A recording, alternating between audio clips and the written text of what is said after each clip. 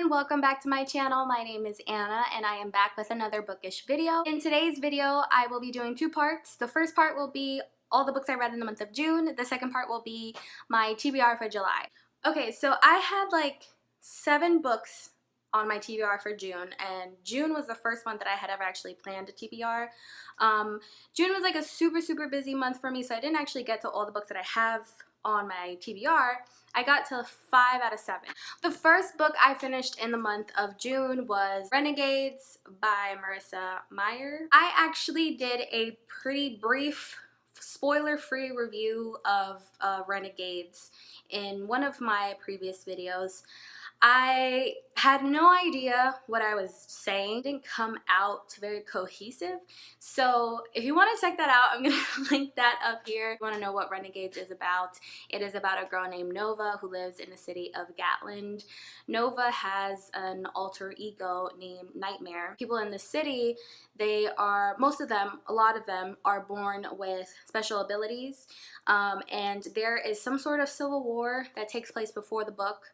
The war is pretty much between the anarchists and the renegades, which are seen as like the city's superheroes. Years later, which is where the book starts, Nova is living with her family, who is brutally murdered. She's super young. Her father, her mother, and her younger sister are killed. The renegades are supposed to be the city's superheroes, and the anarchists are supposed to be the city's supervillains. Unfortunately, on the day that her parents were killed, no superheroes came to her rescue. And ever since, she kind of grows up with like this grudge towards the renegades. She is taken in by the anarchists, whose leader is actually her uncle. She goes up on the side of the rebels, I guess you could say, or the supervillains. So in order to try and take down the superheroes, Nova poses as a spy to infiltrate the renegades' headquarters. When she is in there, she's playing the role of a renegade. She actually starts to fall in love with a renegade, and you kind of see her journey as she forgets a little bit of who she is, and she sees that both sides have good people on them, and you follow that journey. And there is a huge plot twist at the end. I gave Renegades a 5 out of 5 on Bookreads. 5 out of 5 on Goodreads. If you want to follow my Goodreads, I will link that in the description below. The next book I read in the month of June, Pride and Prejudice by Jane Austen. I read this because this is going to be my summer of classics. I told myself summer 2018, I'm going to try to read as many classics as I can. I am a huge like YA fantasy lover, so I'm trying to kind of push myself a little bit out of my comfort zone, and I'm trying to reach for books that I normally wouldn't feel comfortable reading. And this was definitely one of those books. It wasn't too long, and I did listen to the audiobook for the most part, which I really did enjoy. I also listened to the audiobook, or a big chunk of what I read was from the audiobook with Renegades, by the way. I don't know how I feel about Pride and Prejudice. I know that it is considered a classic. I know that a lot of people love it. I know that Jane Austen is a well-respected writer, and I don't think that books are labeled classics for no reason. So I don't want to be disrespectful, but I think I gave this like a 3.5 out of 5. I just didn't really enjoy it. There were moments where I was like, LOL, and I could, relate a little bit, and I liked how feisty Elizabeth was and the tension between her and Darcy, but for the most part, I was just kind of like, why do people like these books? So yeah, I don't want to be disrespectful, and I don't want to say anything negative about something that's considered, an iconic classic literary piece, so I will leave it at that. Again, I gave it a 3.5 out of 5. The next book I read in the month of June was Challenger Deep by Neal Shusterman. I started this in April, and it took me a while to get around to finish because I just wasn't that into it. It follows the story of Caden Bosch. Caden is schizophrenic, and you kind of just follow his story as he becomes aware of his condition, and you see him float in and out of reality in his kind of, I don't know if they're hallucinations. I don't know what the proper word for what he sees or experiences is, but in the alternate reality in his brain, he's on a ship, and there's a captain and a parrot that are constantly kind of pulling and tugging at his subconscious and his conscious, and towards the end you're able to see who those characters are, the characters in his alternate universe, who they are in his real life. He is institutionalized in a mental health rehab center with kids of his age. He's probably 15, 16 years old. I don't remember exactly how old he is, but he's a teenager. As he goes on medication and is able to improve and kind of take hold of his own mind, you just understand it a little bit more. I think I gave this, I want to say I gave this a 4 out of 5, maybe a 4.5. Let me see. What did I give this? I gave Challenger Deep a 3.5 out of 5. So it wasn't bad. I wouldn't reread it though. The next book I read in the month of May was The Night Circus by Erin Morgenstern. I gave this a 4 out of 5 on Goodreads. It was at times really, really, really good and really beautiful, and I was just so in the atmosphere and so in the world and so in the time and so into what was going on. And then other times I was just so bored. I listened to the audiobook and I also physically read it. It was hard to give this one a real like solid grading. Like, I can't say that this is a solid 4. I did have some problems with this book. So the Night Circus follows, damn, I am so bad with names, Celia and Marco, who are from a very young age brought up by these two ancient, powerful magicians, each one with their own school of thought. So Celia is raised by a magician who is actually her father. He is very much about showcasing your powers and just kind of like being the center of attention. He's very egotistical and he wants very much like a show, and he is a showman himself. On the other side, there's Marco, who is raised by a man whose name I forgot. The person that raises Marco is very distant and very cold, and he's someone who believes that magicians should be, true magicians, should be behind the scenes and kind of pulling the strings without anybody seeing that they're pulling the strings. They grow up being tutored and mentored and told that they would someday compete with a rival that is equal or better than them. The venue for this competition was going to be the Night Circus, which they picked up on early on in the book, but they were never told what the rules were. They were never told who the other opponent is, which eventually they figure out, but they don't know offhand who their opponent is. They don't know how to win or how to lose. From the beginning, as a reader, I was frustrated because I was like, okay, I don't really know how to see who's better than who. I'm not sure where this is going. I'm really enjoying along the way the picture that's being painted in my mind by Erin Morgenstern. I loved how passionate people were about the circus, which was a big part of this book, is how much the people that attend the Night Circus love the Night Circus. There were elements to the book that I really did like. There were elements that I really did not like. I don't want to spoil this book in case you have not read it, but for now, I gave it a 4 out of 5, and I would reread it and I would recommend it, just not to every reader. I feel like this is for a reader who enjoys a slow story, who likes atmospheric writing and a lot of detail. If you are like an action-packed, results-driven type of reader, this is not the book for you. The last book I finished in the month of June was Sky in the Deep by Adrienne Young. This book was so freaking good. I gave it a 5 out of 5. I thought it was fantastic. And what made it even more fantastic was that I really had low expectations for it because I'm not into Vikings. I just didn't think that I would be into anything to do with Vikings. Sky in the Deep follows the story of Elin. She is part of the Oska people.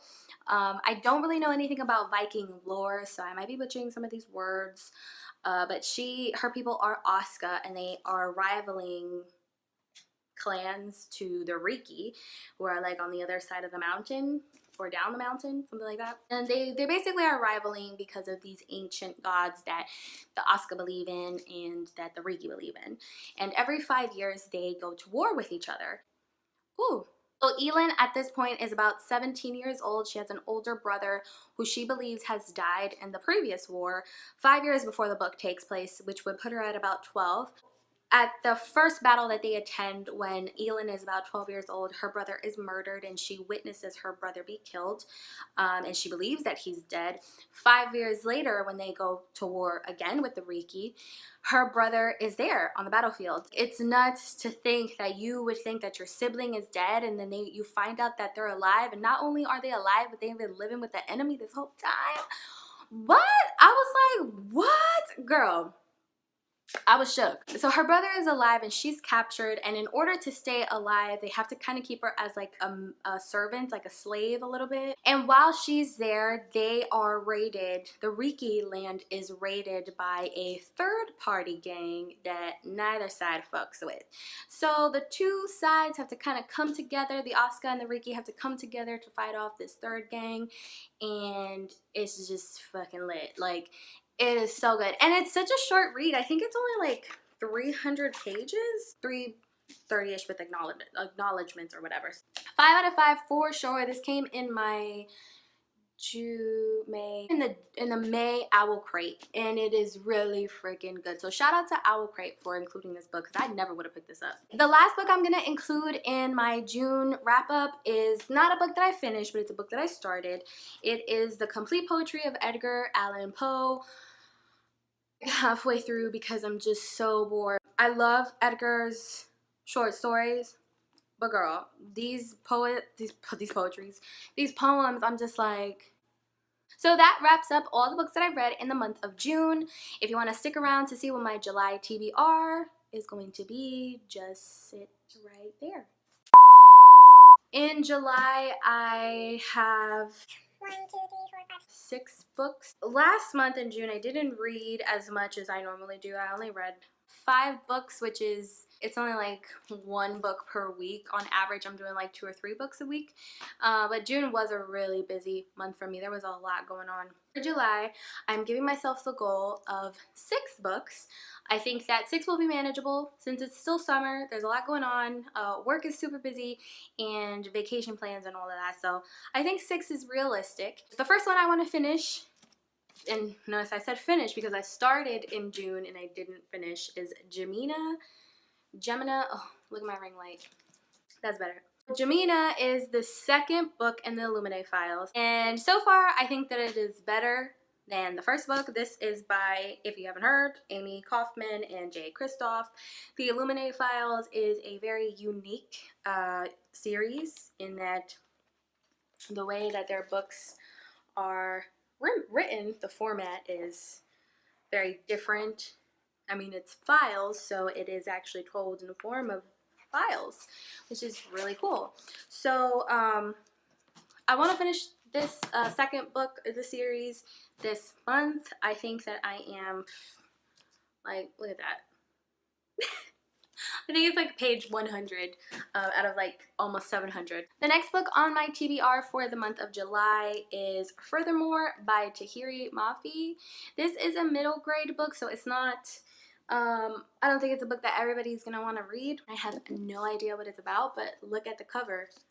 Hello, do you even need to know what it's about when it looks like this? Pretty short, large-ish font, so I think it should be a quick read, and it looks fun, so can't wait for that.